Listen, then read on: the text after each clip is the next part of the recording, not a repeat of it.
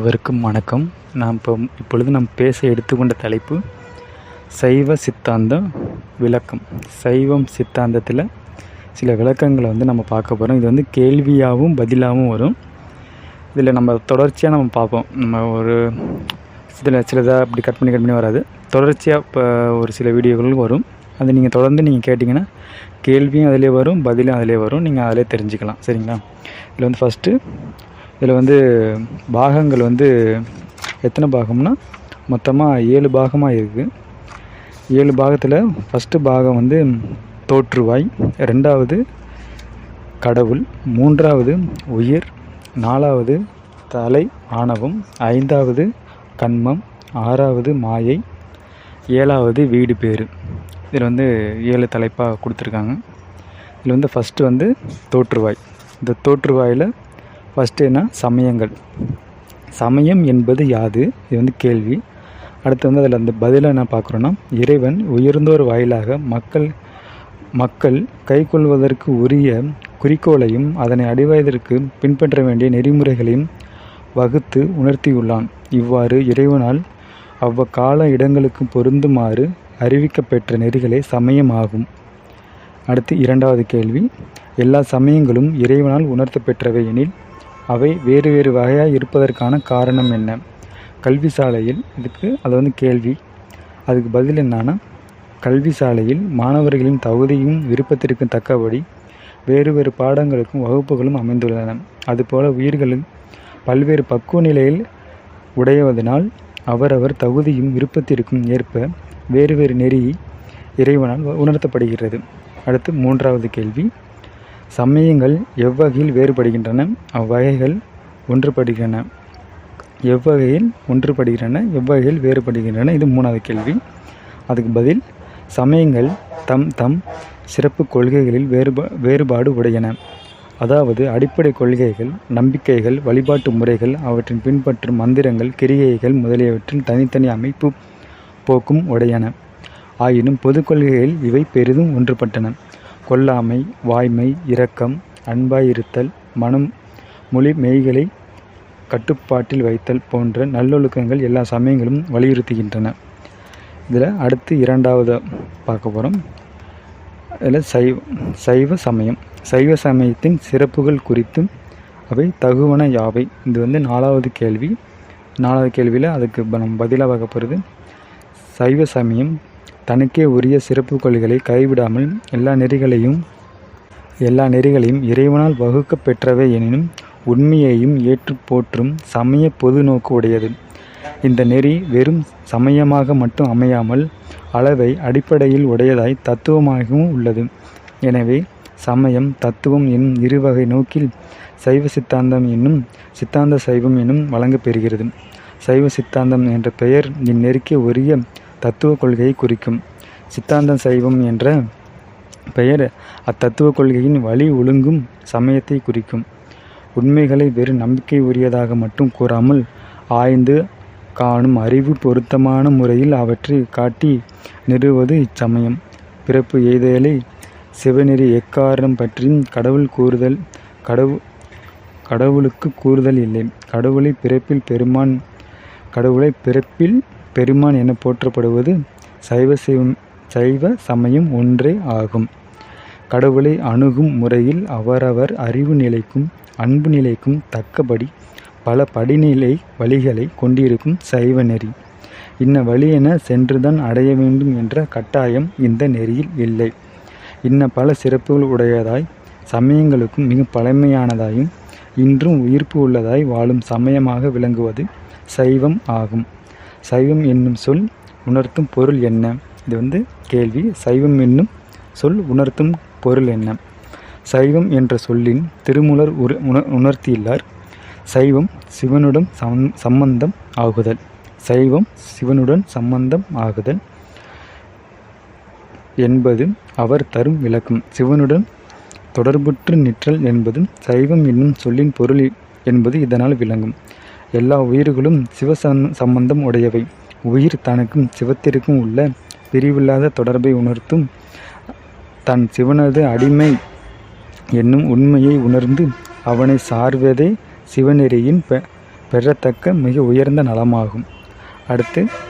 அடுத்த கேள்வி, சைவ சமயத்தின் தத்துவ கொள்கையே சைவ சித்தாந்தம் என்கிறீர்கள். தத்துவ கொள்கை என்பது என்ன?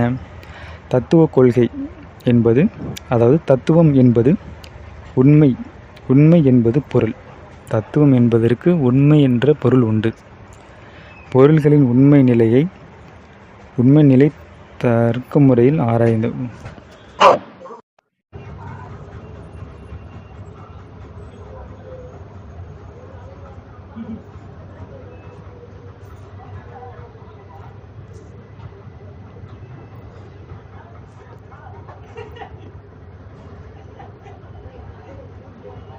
லட்சத்தை விட்டுருங்க. தத்துவம் என்பதற்கு உண்மை என்பது பொருள். எனவே பொருள்களின் உண்மை நிலை தர்க்க முறையில் ஆராய்தல் தத்துவ ஆராய்ச்சி ஆகும். அதாவது பொருள்களின் உண்மை நிலையை அந்த உண்மை தக்க நிலையோடு ஆராய்ச்சி பார்க்குறது தான் தத்துவமாகும். சைவ சித்தாந்தம் உள்ளவனாகிய பொருள்கள் அனைத்தும் பதி, பசு, பாசம் என 3 வகையில் அடங்கி கூறும். இம்மூன்று பொருளின் உண்மை நிலையை அளவை முறையால் ஆராய்ந்து கண்ட முடிவுகளை சைவ சித்தாந்த தத்துவ கொள்கையாக அமைந்துள்ளன. அடுத்த ஒரு கேள்வி, சைவ சித்தாந்தம் என்பதில் உள்ள சித்தாந்தம் என்று சொல்லின் பொருள். சித்தாந்தம் என்பதற்கு முடிந்த முடிவு என்பது பொருள். முடிவில் நன்றாக ஆராய்ந்து பார்த்து கொள்ளப்படும் முடிவே முடிவான முடிவாகும். அது மாறிப்போதல் இல்லை, அதுவே நிலையான முடிவாகும். அந்தந்த சமய நூல்களை படிக்கும்போது நமக்கு அவற்றில் சொல்லப்பட்டவையோ உண்மை என்பது போல தோன்றும். பின் அவற்றுக்கு மேற்பட்ட நூல்கள் காணும்போது முன்கண்ட பொருத்தமானதாக, அதாவது பொருந்தாதாக என்பது விளங்கும். ஆனால் சைவ சித்தாந்த நூல்கள் ஓதி உணரும் உண்மை அவ்வாறு மாறிப்போதல் இன்றி எக்காலத்திலும் நிலை பெற்று நிற்கும். அது பற்றிய சைவ சமயம் உண்மைகள் முடிந்த முடிவாக விளக்குகின்றன என்ற பொருளின் சித்தாந்தம் எனப்படுகிறது. அடுத்த ஒரு கேள்வி, ஒவ்வொரு சமயமும் தனது முடிவுதான் சித்தாந்தம் என்று தானே கூறும். இந்நிலையில் சைவ சமயம் முடிவே உண்மை சித்தாந்தம் என்பது எப்படி காண்பது? இது கேள்வி. அதுக்கு பதில், நம் நாட்டில் பல சித்தாந்தங்கள் நிலவுகின்றன. பௌத்த சித்தாந்தம், சமண சித்தாந்தம், வைணவ சித்தாந்தம் என இங்கு குறிப்பிடலாம். இந்த சித்தாந்தங்கள் ஏதும் ஒன்று குறிப்பிட்டு சொல்ல வேண்டுமானால் அந்த சமயத்தின் பெயரை உடன் சேர்த்து சொல்ல வேண்டும், இல்லை என்றால் விளங்காது. பௌத்த சமயத்தின் முடிவை சமயத்தின் பெயரை சேர்க்காது வெறுமனே சித்தாந்தம் என குறிப்பிட முடியாது. பிற சமய முடிவுகளும் இது பொருந்தும். ஆனால் சைவ சமயத்தின் முடிவை சைவ சித்தாந்தம் என்ற சமயத்தின் பெயரை சேர்த்து கூற வேண்டிய அவசியமில்லை. சித்தாந்தம் என்று சொன்னாலே போதும், அது சைவ சித்தாந்தம் ஒன்றையே குறிக்கும். அது எதை காட்டுகிறது? பல சித்தாந்தங்கள் இருந்தாலும் அவற்றில் சிறப்பாக நிற்பது, உண்மை சித்தாந்தமாய் விளங்குவது சைவ சித்தாந்தம் என்பதை தானே காட்டுகிறது. எல்லா ஊர்களிலும் கோயில்கள் இருந்தாலும் தில்லையில் உள்ளதையே கோயில் என்று வழங்குவதும் சைவ மரபு. தில்லை கோயிலில் தலைமை பற்றியும் சிறப்பை பற்றியுமே இவ்வழக்கு உண்டாயிற்று. அதுபோலவே சித்தாந்தம் என்ற பெயர் பல சமயங்கள் முடிவுகளும் உரிய பொது பெயராக இருந்தாலும் சைவ சமயத்தின் முடிவுக்கு மட்டுமே உரிய சிறப்பு பெயராயிற்று. இவ்வழக்கை வைத்து சைவ சித்தாந்தமே உண்மை சித்தாந்தம் என்பதை காணலாம். அடுத்து சாத்திரமும் தோத்திரமும். இதில் கேள்வி, சைவ சமயத்திற்குரிய நூல்கள் சாத்திரம், தோத்திரம் என 2 வகை உள்ளன. அவற்றில் ஒன்றை கற்றுணர்ந்தால் போதாதா, இரண்டையும் பயில வேண்டுமா என்பது ஏன், எதற்கு? இது கேள்வி. அதற்கு பதில், எனக்கு 2 கண்கள் எதற்கு, ஒன்று போதாதா என்று கேட்பது போல் இருக்கிறது நீ எழுப்புகிற வினா. அறிவு நெறியில் விளங்கி காட்டுவன சாத்திரங்கள், அன்பு நெறியை செலுத்துவன தோத்திரங்கள். தோத்திரங்கள் இறைவனின் புகழை எடுத்துவதற்காக அமைந்தது. அவற்றை ஓதி வருவோர் உள்ளத்திலும் அன்பை பெருக்குவன. சாத்திரங்கள் அத்தோத்திரங்களின் அடிப்படையாக அமைந்திருக்கும் தத்துவ கோட்பாடு தருக்க முறையில் வகுத்தது என கூறலாம். தோத்திரங்கள் இலக்கியமாக கொண்டால் சாத்திரங்கள் இலக்கணமாக போன்றவை எனலாம். இலக்கியம் கற்க இனிமை பயந்து மேலும் தன்மை கற்கும்படி செய்து பலவாறு சொல்லும் உணர்வுகளை ஒழுங்குபடுத்தும். அதுபோல தோத்திரங்கள் கடவுளான இயல்புகளை இனிமையாக எடுத்து கூறி நம் உள்ளம் அன்பினால் கனிந்து செம்மையுறுமாறு செய்யும். கற்பதற்கு இலக்கணம் எவ்வாறு கடினமாக உள்ளதோ அவ்வாறு சாத்திரமும் கற்பதற்கு கடினமாக இருக்கக்கூடியதே. ஆயினும் நம் அறிவை செம்மைப்படுத்தக்கூடியது. இதில் நன்னெறியில் கூறுவது, எழுத்தறியார் கல்வி பெருக்கும் அனைத்தும் எழுத்தறிவார் காணின் இலையாம் என்று கூறுகிறார். இலக்கணம் அறியாதவர்கள் தம் எவ்வளவு இலக்கியங்கள் கற்றிருந்தாலும் எண்ணிக்கொண்டிருக்கலாம். ஆயினும் இலக்கணம் அறிந்தவர்களுக்கு முன் நிற்கும் போதுதான் தன் உணர்ந்திருப்பன எவ்வளவு தவறு என்பது தெரிந்து கொள்ள முடியும். உண்மை தோத்திரங்களும் சாத்திரங்களும் கூட பொருந்தும். சாத்திரம் அறியாதவன் தோத்திரம் முழுவதையும் தான் உணர்ந்திருப்பதாக எண்ணிக்கொண்டிருக்கலாம். ஆனால் சாத்திரம் கற்றோருக்கும் தோத்திரம் தன் உண்மை பொருளை விளங்க காட்டும். ஆகவே தோத்திரம் சாத்திரம் கல்வி இன்றியமையாதது ஆகும். இரண்டையும் கற்பவர் உண்மையில் நம் சமயத்தின் பற்றி நன்றாக உணர்ந்து கொள்ள முடியும். அடுத்த கேள்வி, சைவ சமயத்தின் இறைவன் அடைவதற்குரிய நெறி யாவை? இது கேள்வி. அடுத்து பதிலா, இறைவனை அடையும் நெறிகள் 2 வகுத்துள்ளார். அது அறிவு நெறி அதாவது ஞான மார்க்கம், மற்றொன்று அன்பு நெறி பக்தி மார்க்கம். இரண்டையும் ஒவ்வொன்றும் நீக்கிவிட்டால் நிற்பனவல்ல. ஒன்றின் மேல் ஒன்று கலந்தே இருக்கும். அறிவு நெறி என்பது தத்துவ நூல்கள் வழியாக அன்பு செய்வது. அன்பு நெறி என்பது தத்துவ நூல் வழியின்றி இயல்பான இறைவனை திருவருளை உணர்ந்து அவனிடத்தில் அன்பு பெருக்கி நிற்பது. அறிவு நெறியின் பின்னரே அன்பு நெறி வாய்க்கும் என்பது அன்பு நெறி உள்ளவர் கூட முற்பிறவியில் அறிவு நெறியில் நின்று அடைந்த பக்குவத்தின் பயனாக இப்பிறவியில் இறைவன் மீது அன்பி மீதுராக பெற்றவரே சைவ சமயத்தின் துணிபாகும். அடுத்து கேள்வி, சைவ சித்தாந்தம் கூறும் முப்பொருள் பற்றி முதலில் தெரிந்து கொள்ள வேண்டிய அடிப்படை செய்திகள் யாவை? முப்பொருள் பதில் என்னன்னா, பதி பசு பாசம். இல்லை, பதி எனப்படுவது கடவுள். பதிப்பொருள் ஒன்றே, பல இல்லை. பசு எனப்படுவது உயிர் அல்லது ஆன்மா. சீவான்மா எனப்படுவது இதுவே. உயிர் அல்ல பல. உயிர் ஒன்றல்ல பல. பல என்பதற்கு எண்ணற்ற என்பது பொருள். உயிர் என்று ஒருமையிலே சொன்னாலும் எண்ணற்ற உயிர்கள் என்றே கொள்ளுதல் வேண்டும். உடம்புதோறும் இருக்கின்ற உயிர் வெவ்வேறாகும், தனித்தனி பொருளே ஆகும். தேவர், மக்கள், விலங்கு, பறவை, ஊர்வன, நீர்வன, தாவரம் 7 வகை பிறவிகள் சொல்லப்படுகிறது. 7 வகை பிறப்பும் உடம்பு பற்றி சொல்லப்படுவனவே. உயிரில் மக்கள், விலங்கு முதலிய எந்த வேறுபாடு இல்லை. இவ்வகை ஒவ்வொன்றிற்கும் எண்ணற்ற உடம்புகள் காணப்படுகின்றன. உயிருக்கு பசி என்ற பெயர் ஏன் வந்தது எனில், கயிறு கொண்டு பசுவை கட்டுவது போல உயிர் பாசம் என்னும் தின் கயிற்றால் கட்டுப்பட்டுள்ளது. அக்காரணம் பற்றிய உயிர் பசி எனப்படுகிறது. பசு என்ற சொல்லுக்கு கட்டப்பட்டது என்பதுதான் பொருள். இனி பாசம் என்னும் சொல்லுக்கு நேரான பொருள் கயிறு என்பதுதான். அச்சொல் சைவ சித்தாந்தத்தின் ஒரு கலை சொல்லாக பயின்று வருகிறது. அஃது உயிர்களை பிணித்திருக்கும் தலை அல்லது கட்டினை குறிக்கும். பாசம் என்ற ஒருமையிலே சொன்னாலும் அதில் 3 வகை உண்டு.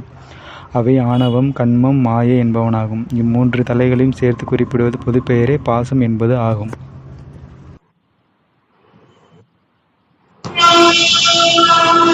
நம்ம பசுன்னா என்னன்னு பார்த்தோம், பாசம்னா என்னன்னு பார்த்தோம். பசு என்பதற்கு உயிர், அதாவது உயிருக்கு பசு என்ற பெயர் ஏன் வந்தது எனில், கயிறு கொண்டு பசுவை கட்டுவது போல் உயிர் பாச என்னும் தின் கயிற்றால் கட்டப்பட்டுள்ளது. சரிங்களா? பாசம் அதாவது பசு என்ற சொல்லுக்கு கட்டப்பட்டது என்று பொருள் உண்டு. பாசம் என்று ஒருமையிலே சொன்னாலும் அதிலே 3 வகைப்படும். அவை ஆணவம், கன்மம், மாயை. இப்போ அந்த ஆணவம், கன்மம், மாயை 3 தலைகளையும் சேர்த்து குறிப்பிடுவது பொதுப்பெயரே பாசம் என்பது ஆகும். ஒருவரது கையிலும் காலிலும் இடப்பட்டுள்ள தலை அல்லது விலங்கு அவரை செயற்பட விடாமல் தடுப்பது போல ஆணவம், கன்மம், மாயை ஆகிய 3 உயிரின் அறிவு செயல்களை கட்டுப்படுத்தி வைத்தல் பற்றி அவை பாசம் என்னும் பெயரை பெற்றுள்ளன. எப்படி நம்ம கையும் காலையும் கட்டி போட்டால் எப்படி நம்மளோட அசைவை ஏற்படுத்த முடியாதோ அதன் மாதிரி தான் ஆணவம், கன்மம், மாயை இந்த 3 சேர்ந்து அறிவை அறிவு செயல்களை கட்டுப்படுத்தி வைத்தல். இந்த 3 உயிரின் அறிவு செயல்களை கட்டுப்படுத்தி வைக்குது. ஓகேங்களா? இவற்றை மும்மலங்கள் என்றும் குறிப்பிடுவர். மலம் என்பதற்கு அழுக்கு என்பதும் பொருள். வெண்மையான ஆடையில் படிந்துள்ள அழுக்கானது எப்படி அதன் வெண்மை நிறம் தோன்றாதபடி ஆடைகளை மறைத்து நின்றதோ அப்படியே 3 உயிரை சார்ந்து உயிரின் யாபக அறிவை விளங்க விடாதபடி மறைத்து நிற்பதாலும் பின்னர் அகற்றப்படுவதாலும் மலம் என்ற பெயர் பெற்றன. முதலில் கூறிய பதி அறிவுடை பொருளாகும். அறிவுடை பொருளை சித்து என்பர். பசுவாகிய உயிரும் அறிவுடை பொருளே எனவும் பதியும் பசுவும் சித்து எனவும் வகை சேர்ந்ததே ஆகும். ஆயினும் பதி நுண்ணிய அறிவு பொருளாக இருப்பது நுண்மையை குறிக்கிற சொல் சூக்குமம் என்பது. எனவே பதி சூக்குமம் சித்து எனப்படும். பசுவாகிய உயிரின் அறிவுக்கு அடிப்படை நுண்மை இல்லை. அதன் அறிவு பருமையானது. பருமையை குறிக்கும் சொல் தூலம் என்பது. எனவே பசு ஸ்தூல சித்து எனப்படும். பதியும் அறிவுடையது பசுவும் அறிவுடையது என்றாலும் பதி சூக்கும சித்தாகலின் அதன் அறிவு தானே விளங்குகிறது. தனக்கு அறிவிப்பதற்கு துணை வேண்டாமல் தானே அறிவது. பசுவினது அறிவு அவ்வறிவின்றி பருமையான அறிவு ஆகினால் பிறதொரு பொருள் அறிவிக்கவே எதையும் அறிய செய்யக்கூடிய தன்மை உடையது. இனி பாசமாகிய ஆணவம் கண்மம் மாயை என அறிவில்லாதவை. அவை சடப்பொருள் அல்லது அசித்தி பொருள் எனப்படும்.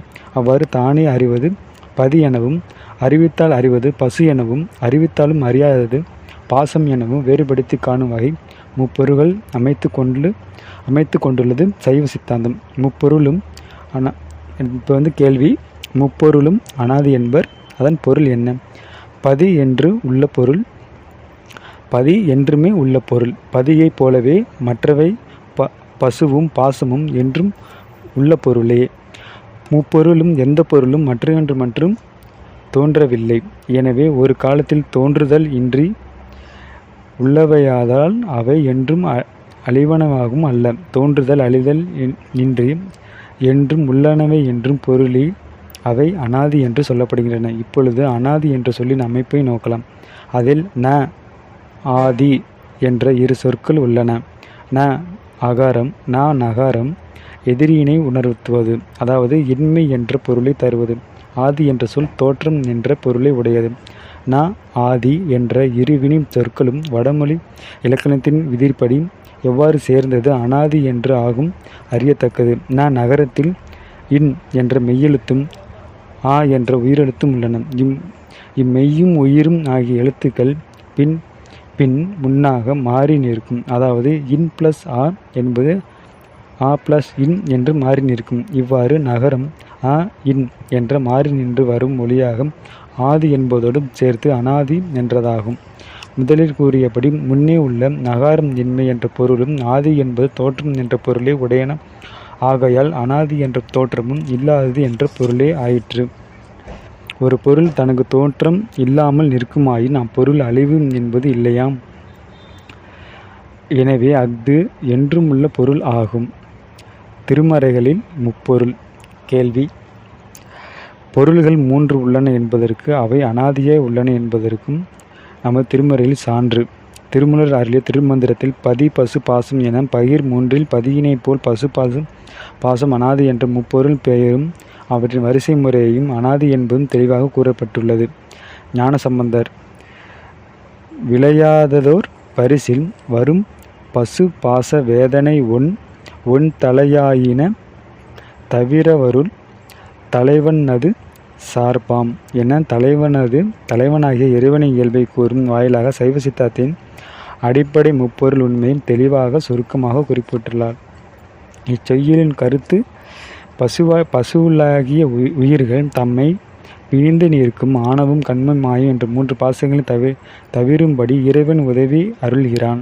இச்செயலில் கருத்து பசுபாசம் வேதனையும் ஒன்றலையும் ஆகிய தவிர அருள் தலைவன் என்றும் சொற்களை அமைத்து கொண்டு நோக்கினால் இப்பொருள் விளங்கும். தலைகள் 3 இச்செய்யலில் கூறப்பட்டுள்ளது. இத்துடன் இந்த தலைப்பு முடிவடைகிறது. மீண்டும் அடுத்த தலைப்பில் கேள்வி பதிலாக நாம் சந்திப்போம். நன்றி, வணக்கம். திருச்சிற்றம்பலம், தில்லையம்பலம். ஓம் நமச்சிவாய, ஓம் நமச்சிவாய, ஓம் நம. இது நம்ம கேள்வி பதிலாக நம்ம தொடர்ந்து நம்ம அதை பார்த்துட்ருக்கோம். இதற்கு ஆதரவும் தந்து நல்வழிப்படுத்துமாறு கேட்டுக்கொள்கிறோம். அனைவரும் தானமும் தவமும் சிறப்பாக செய்து வாழ்வாங்கு வாழ வேண்டும். சமாதி நிலை சொரூப நிலை என்ற நிலையை நோக்கி செல்லுமாறு கேட்டுக்கொள்கிறோம். நன்றி, வணக்கம். திருச்சிற்றம்பலம், தில்லையம்பலம். ஓம் நமச்சிவாய. ஏதேனும் குறைகள் சந்தேகங்கள் இருந்தால் நீங்கள் கமெண்ட் பாக்ஸில் தெரிவிக்கலாம். நன்றி, வணக்கம்.